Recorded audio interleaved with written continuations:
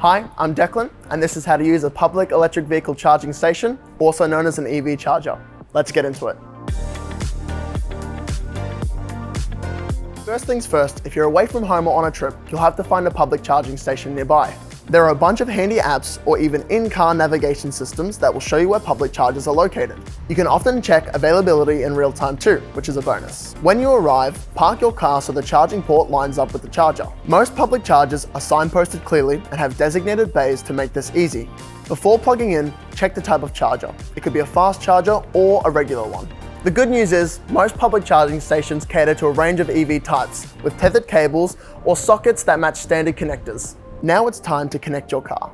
If the charger has a cable, plug it directly into your vehicle. If it doesn't, you'll need to use your own. Make sure everything clicks into place, then follow the prompts on the screen.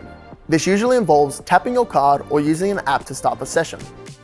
Some public stations need a membership or a preloaded balance, so it's a good idea to set that up beforehand. Once you're charging, you'll see the display show how much energy you're pulling and how long it's expected to take. To finish up, stop the session using the app or screen, unplug the cable and return it to its holder.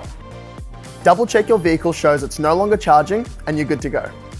And that's it. If you like this video, make sure you check out our other instructional guides.